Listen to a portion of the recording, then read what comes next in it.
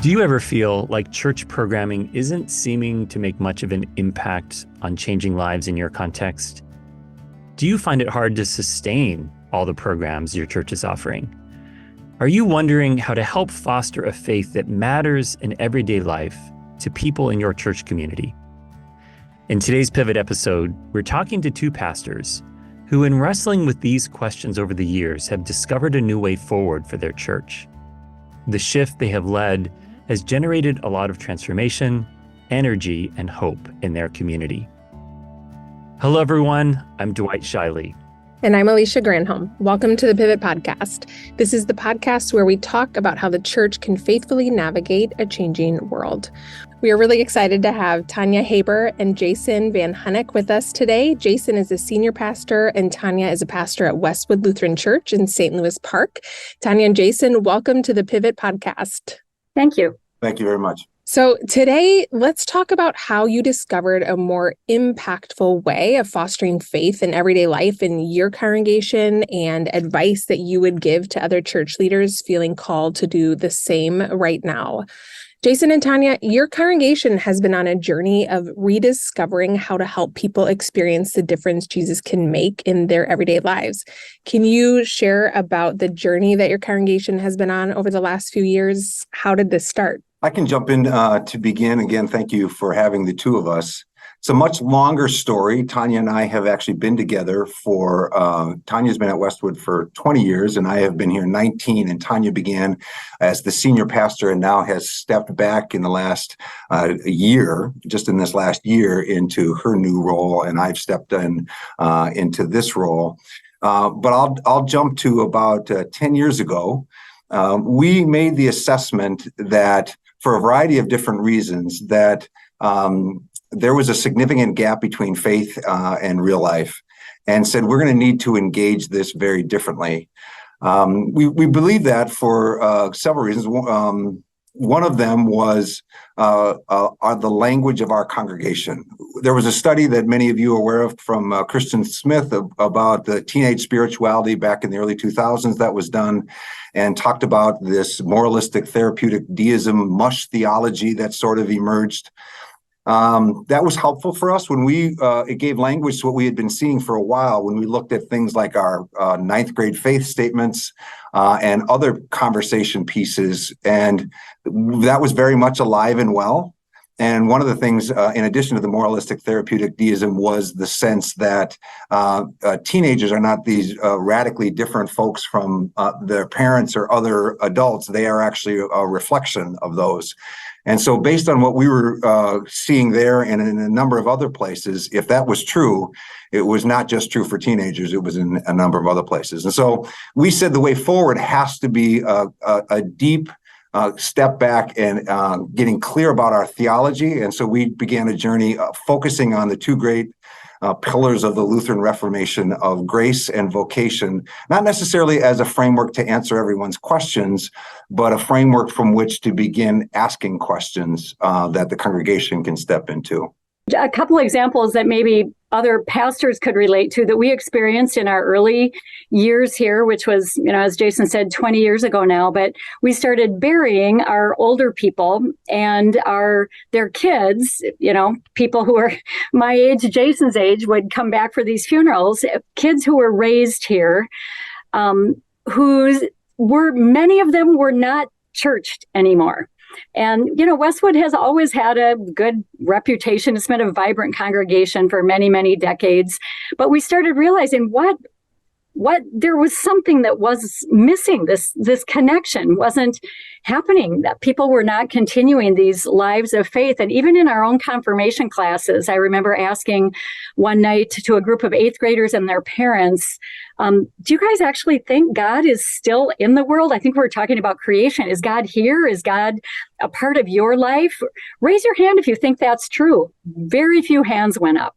And that was a moment when I thought, wow, we are going to continue a tradition that maybe needs to be reexamined here. So I would add, it was really confirmed for me that we were on the right track in year one of this. I had a group of people together business types, entrepreneurial types, and about 4 or 5 of them testing out some things with our approach, and asked them all about connecting their work and their faith.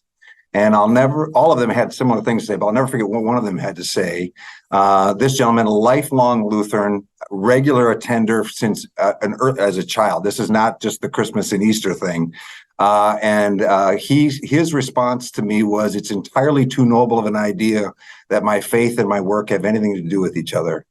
At that point, it was like if a core person, that's their language, that it couldn't have any clearer of an assessment, that not only were we not counteracting something, we might be contributing to the problem.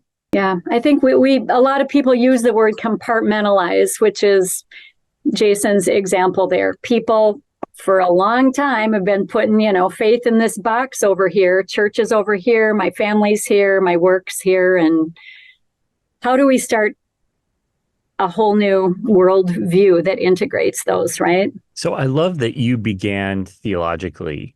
And, often I think church leaders are tempted to begin with organizational fixes or, thinking at that level without actually grappling with some of the deeper questions of what does it mean to be the church in today's culture, and how does gospel relate to culture, not just how do we kind of tweak how we do church, right? So I'm curious, say more about what that journey then looked like, because I'm hearing from you, you really started with some listening. You were hearing things, and out of that listening, you identified, we've got a theological problem. How did you then begin to engage it?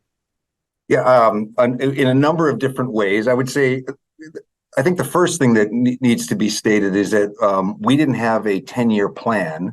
What we had was a statement that said, we got a problem, and anything we do has to be about addressing this gap. So that's the first statement I would make. And then we just stepped into it as best we could and tried to evaluate. So one of the core things we were evaluating was really around language. That's really what we've been watching for. Will people begin to do that?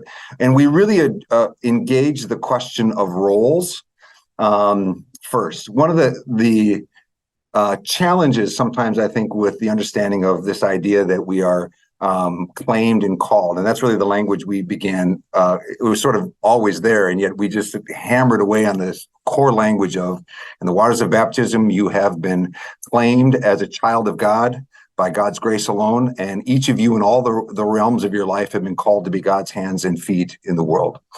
And sometimes I think when the conversation gets going around this idea of calling, there are certain assumptions that need to be unpacked that drive the train. One of the things that I hear often is people say, well, there's one primary place that I'm called to, and my task to be faithful is to figure out the particular way my gifts lead me to that spot. And so people start doing different sorts of assessments of talents and gifts and interests. Nothing wrong with that.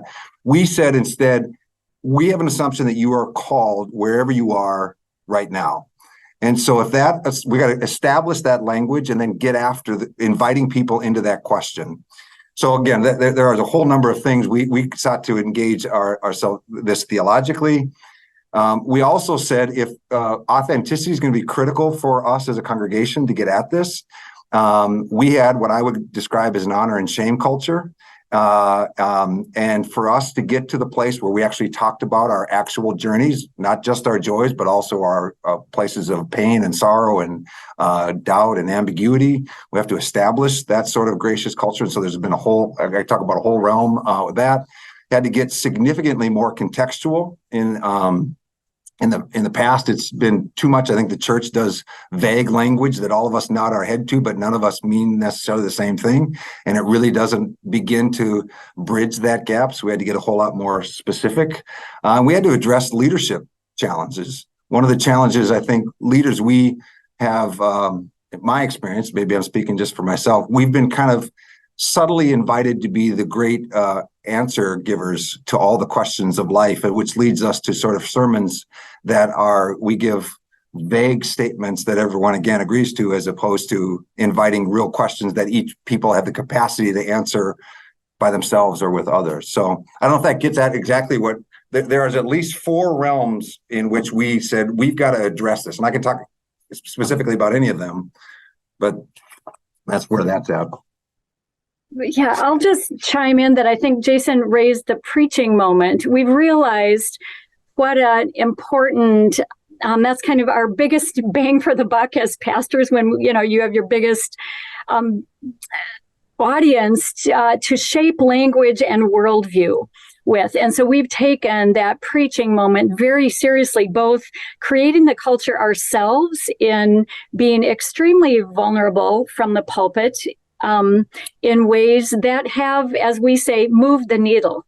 How can we do things that actually move the needle a little bit? And I think we've tried to model that in our own preaching in some pretty powerful ways where I think, people who have, I'm not sure I started out my career preaching like that.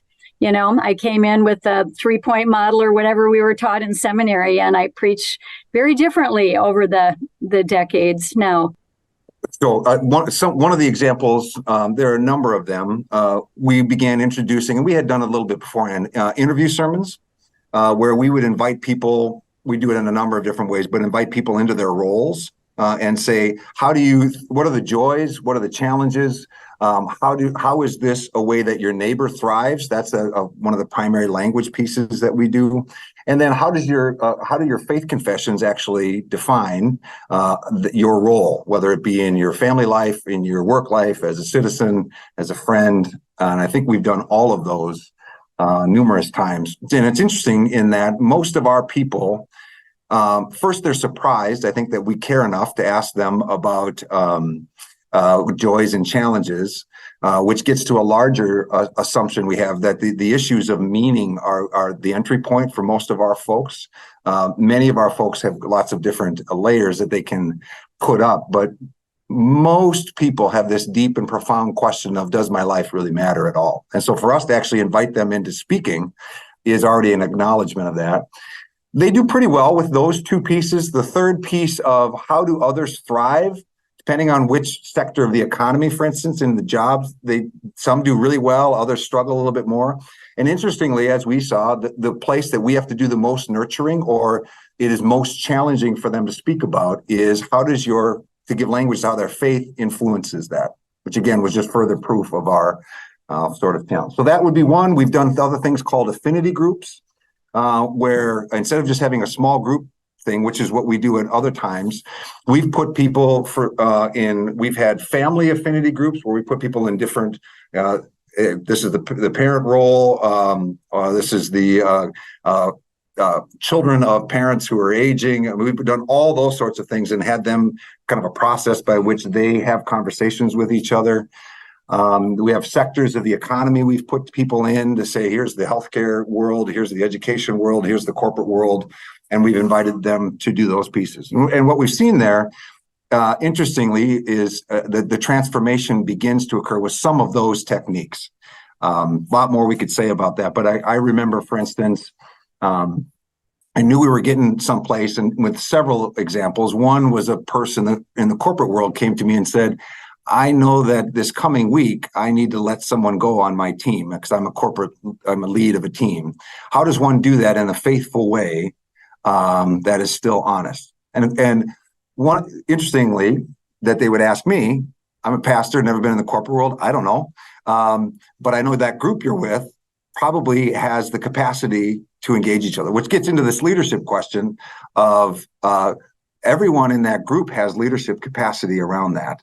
How do they navigate that with each other as opposed to us as pastors? Our role is to be framing the questions from this particular perspective that each of us is claimed and called to be God's hands and feet in the world, seeking the thriving of our neighbor. I'll say, on these interview sermons, I think one of the more powerful series that we did was a couple of years ago during Lent, where we interviewed somebody who was running a business who had gone bankrupt. We have talked with a woman whose son died of AIDS, which raises all kinds of issues. We've talked to, someone suffering depression, another young family who's just overwhelmed with the busyness of life. And when people are willing to share their stories, when they're willing willing to be vulnerable because we'd modeled that. Okay, I can get up there and do that. And then we're with them asking the questions of, so where has God been in the mix of that? And I think we both had people say to us, even thinking about talking about this in an interview sermon, being the person up there has forced me to put language around my pain, around my questions. So how do we get people to actually stop and think about it and then put language around it so they can go out in the world as articulate people of faith? So I think these interview sermons have actually not only helped the congregation, but helped the people who have had to do it. Another just little example where we've worked on the language piece. One year we were talking about Christmas cards, good time of year to talk about it here. Everybody sends their nice picture. Here's what my kids did this year. Here's who died. Here's who's sick. We said, as people of faith, is there, it's Christmas. Is there a different way of looking at this? And this gets at the worldview question that Jason was talking about. And so we did a session on what might a person of faith say in a Christmas letter. And then we went through this just in an hour session. And then we invited people during a coffee hour one morning to read their Christmas letter. And it was powerful, moving experience. An older woman got up and talked about she had been through divorce that year. And this is not something you'd probably write in your Christmas letter unless you'd stopped. And she beautifully talked about her pain, her kids' pain, the hope, and talked about how God was in the mix, and mailed that out to 100 people, So I think as people of faith, as we learn to articulate how we can go out into the world as Jesus' hands and feet, it spreads. And so how do we help people find words to do that? I wonder if I can just follow up on that briefly. So I love the way in which you've been welcoming in a much more participatory way than is often the case in congregations, the voices of the people, right? Giving people, even very publicly, like in sermons, a chance to share their stories. How do you also then help them connect those stories with the biblical and theological stories, the stories of the faith, and deepen their ability to make Christian spiritual meaning out of those experiences? Again, if what you started with was a theological challenge, that people struggled to do that. So how do those pieces come together?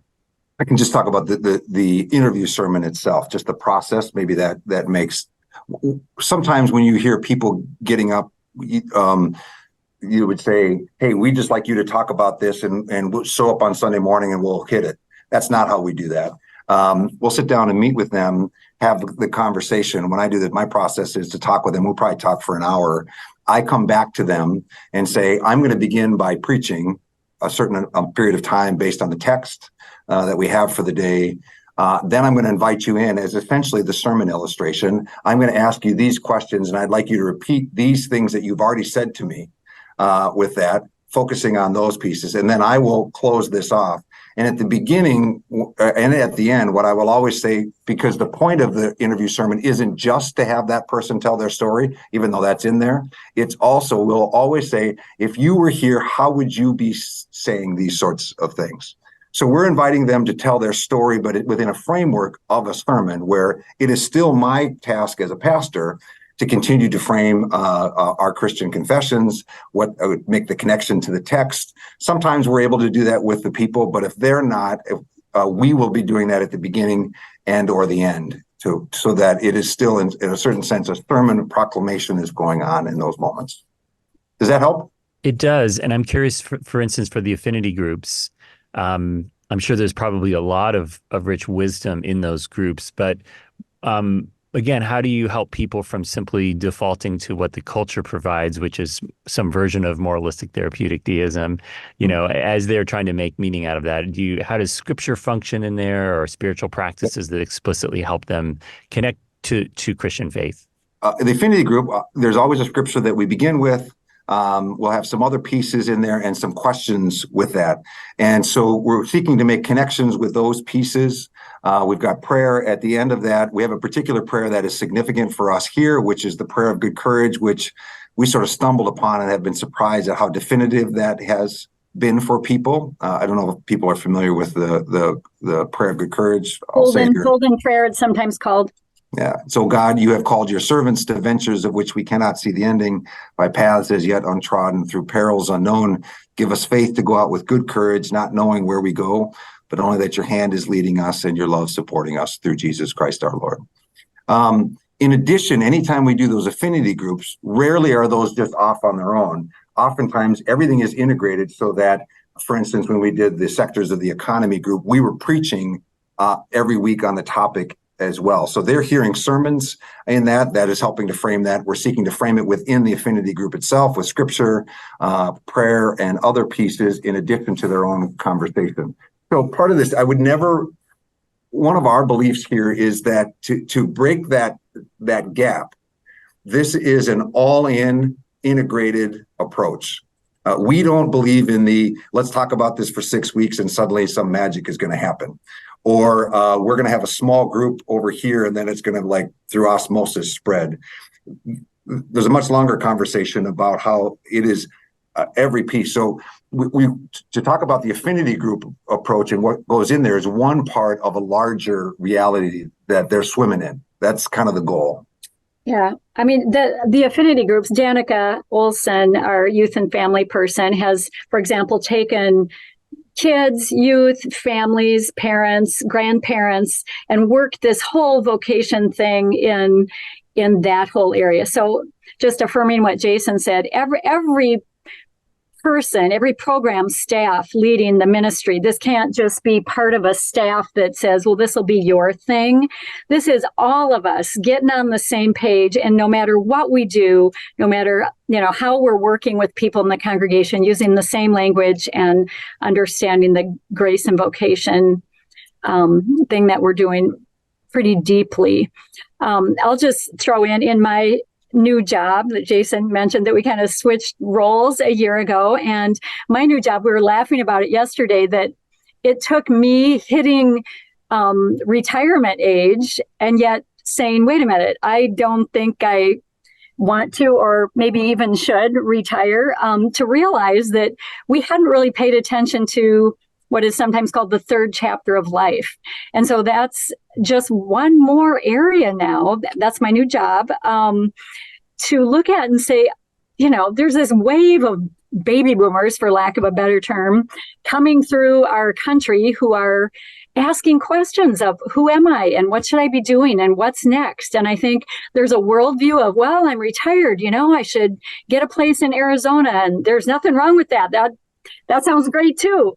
But I, in addition to that, there are questions as people of faith that I think we as the church are equipped to not answer, but to bring people together and ask the questions, frame the questions for them. We do know how to ask the question, who am I? You're God's claimed and called child.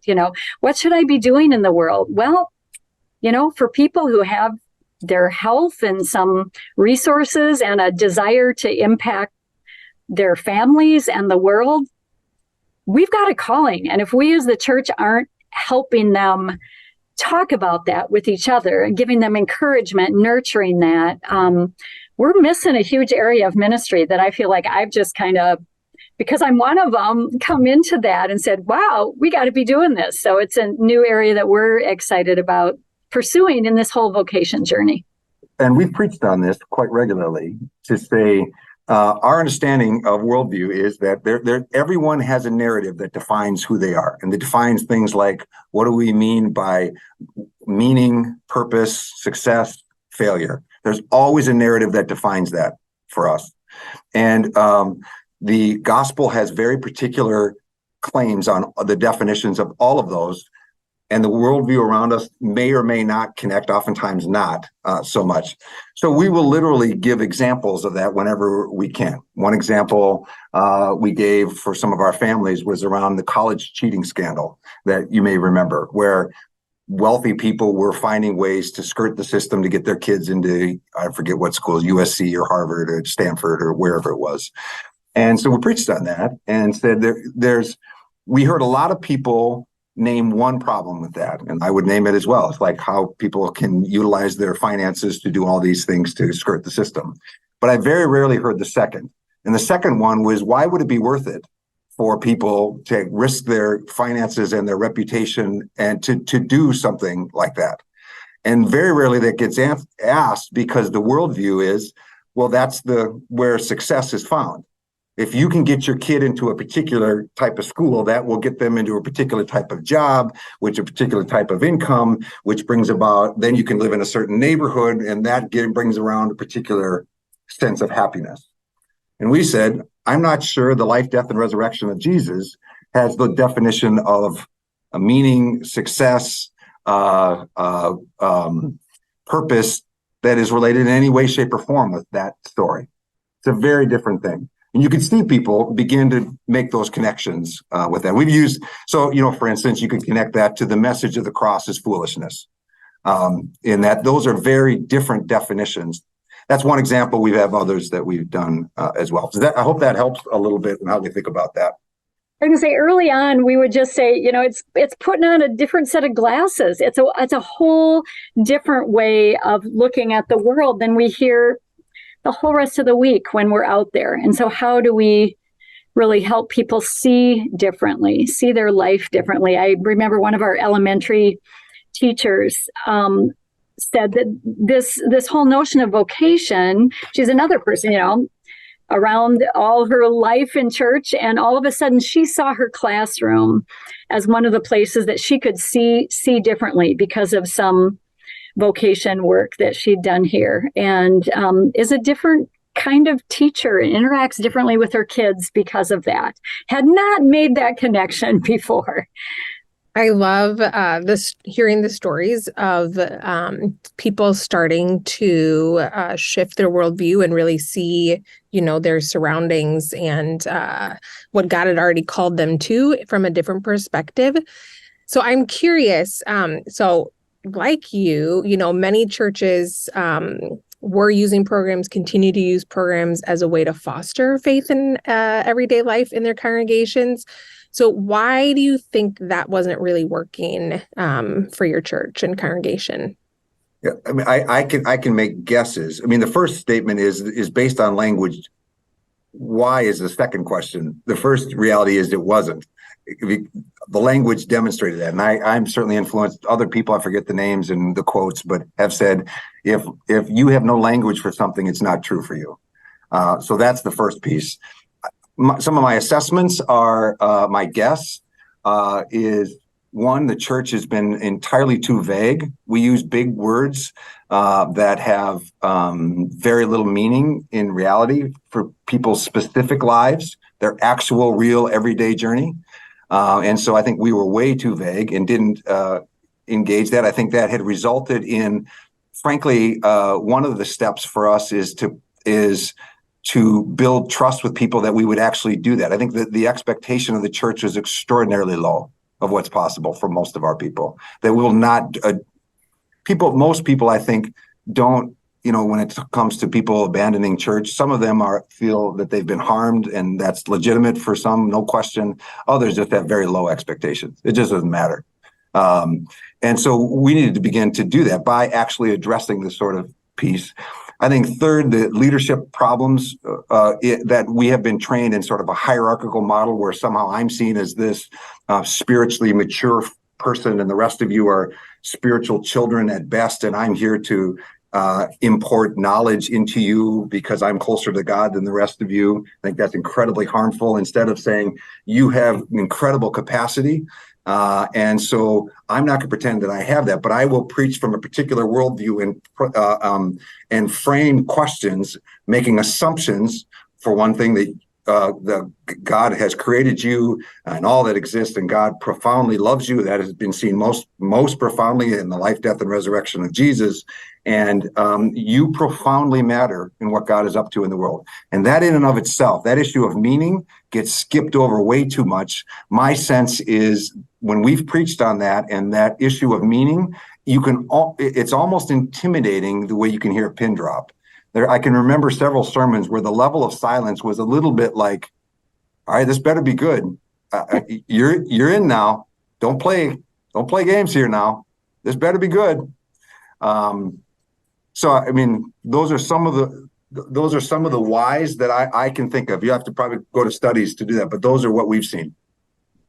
Yeah, I'll just add, for as lead pastors kind of trying to staff a church for this, I think it was not working because staffing wise, you can never hire enough people to run enough programs. You get caught in that hamster wheel. And the kind of staff person that was hired, back in that day, I think is different than the staff that we look for today, just from the people, like us who end up hiring program staff. We're not looking for the staff who have all the answers, who are big event planners. I mean, we have big events, but that's not where the change is happening. I mean, that's where these affinity groups, we don't have necessarily year-long ongoing small groups, but we do use a lot of small groups every fall. We've done a series that has put people in small groups for this kind of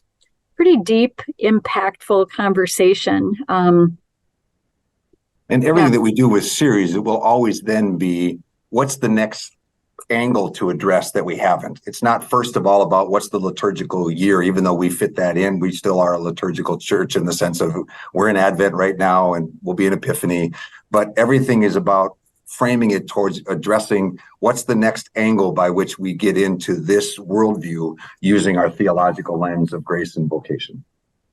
Well, I think, I'll compare it to a smorgasbord.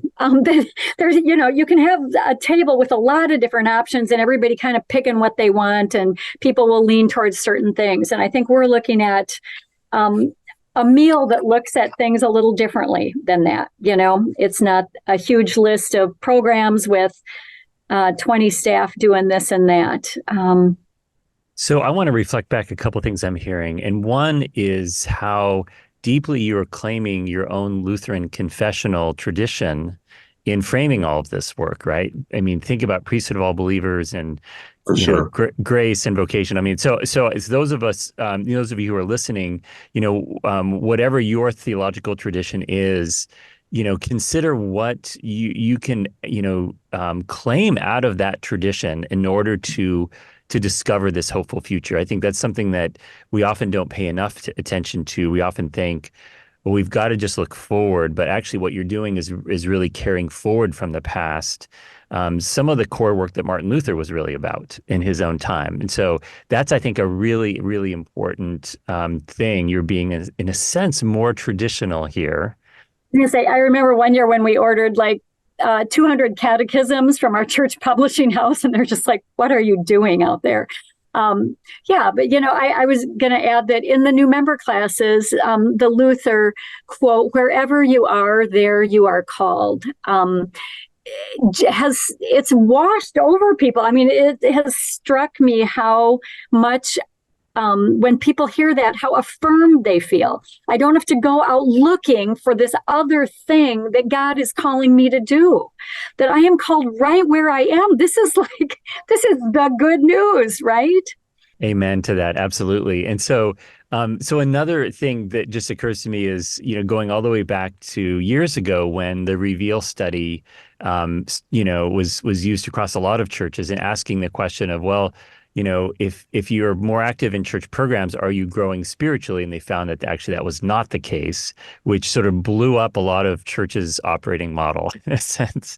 And so you're actually presenting a different kind of focus where there's a clear set of questions you're asking about meaning and purpose and vocation, and providing some language for people to begin to actually articulate that, to make meaning out of it. And that is, in a sense, the core work of Christian leadership today. And I'm thinking of Scott Kermode from Fuller Seminary, who writes a lot about this, is that Christian leadership is about helping people make spiritual sense of their experience in their lives, and actually, live into more adequate and more faithful categories, narratives, the lenses of the glasses, if you will, to use your analogy, Tanya, for making spiritual sense of life. I'm just curious, What has this freed you from? I mean, focusing this way, engaging this way, like what's different now for the church and for you as leaders compared to the smorgasbord approach or the program approach that was there previously? Yeah, I mean, I do think about all of my work a little differently. I think it's, I mean, we're a large congregation, but I think it's taken away the measurements that are not as important. I mean, we really want to hear from people how their lives out there are being changed. And that doesn't mean then that I'm all excited that 100 people came to this event. I think we evaluate things differently. We ask different questions when we do evaluate, which is all the time. Yeah, like I said earlier, it's shaped the way that I preach, the way that I think about myself. Even Jason and I going through this transition, which is a little bit of a weird thing that we've done here in our own roles, is part of this understanding of how we are called. And this made such perfect sense to us. And we threw out this crazy idea one day to our congregation, and they understood it. I mean, I think it fit this understanding of how we use our gifts in different roles and different life stages. And so I would say it's affected every aspect of how I see myself and how I do ministry here.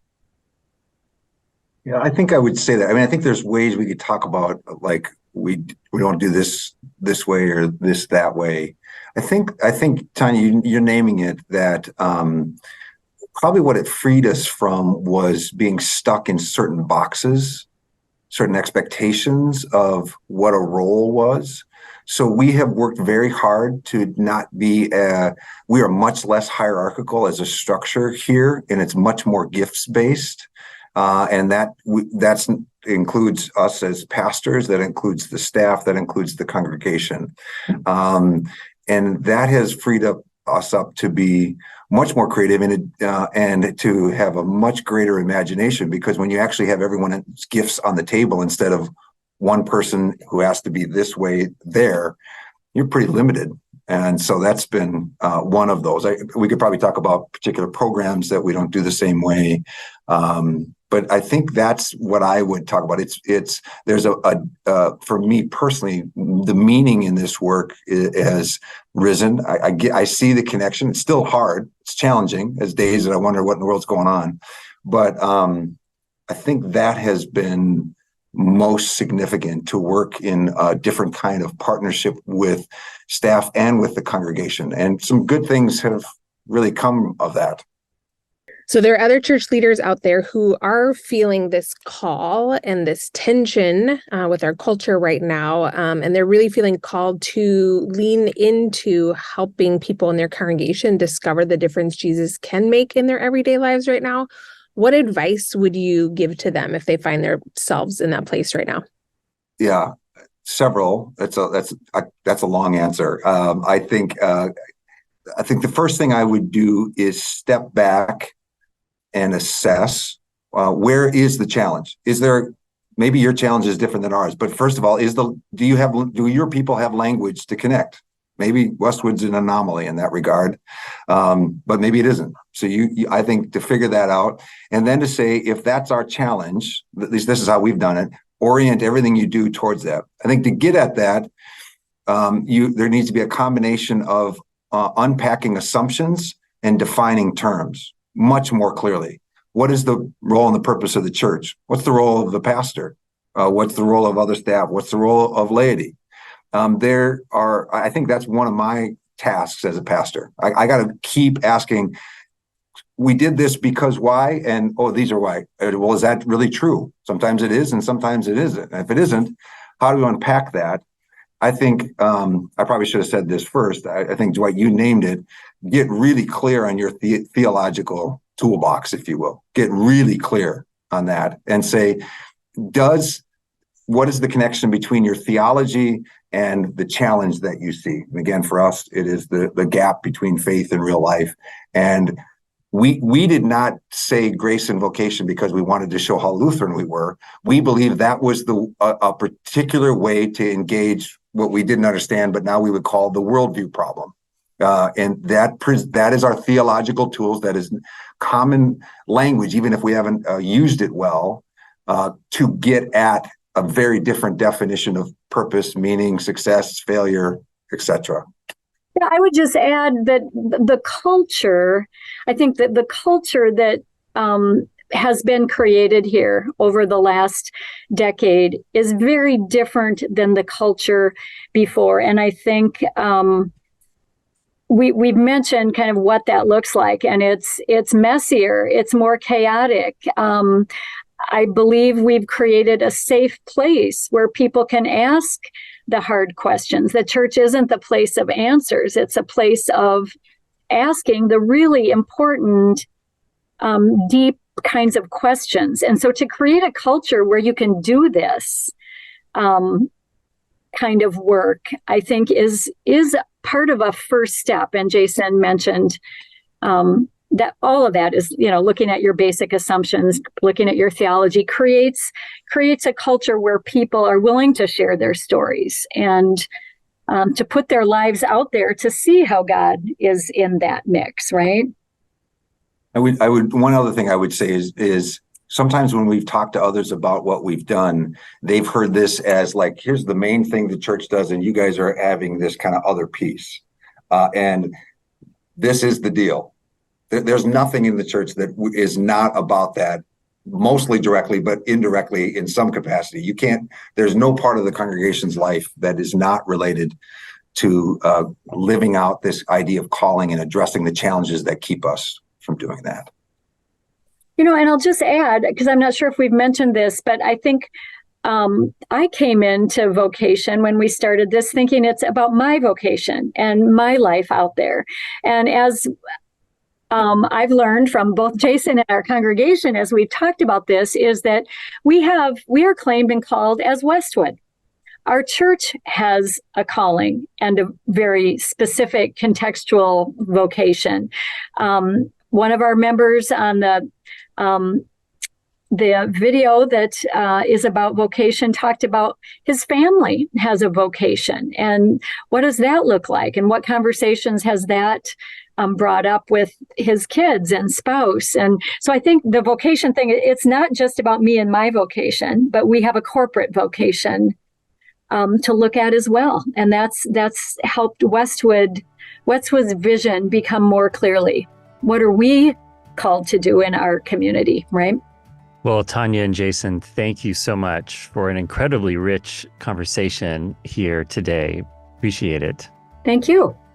Thank you. And thank you all for tuning in to another episode of the Pivot Podcast. We'll see you next week.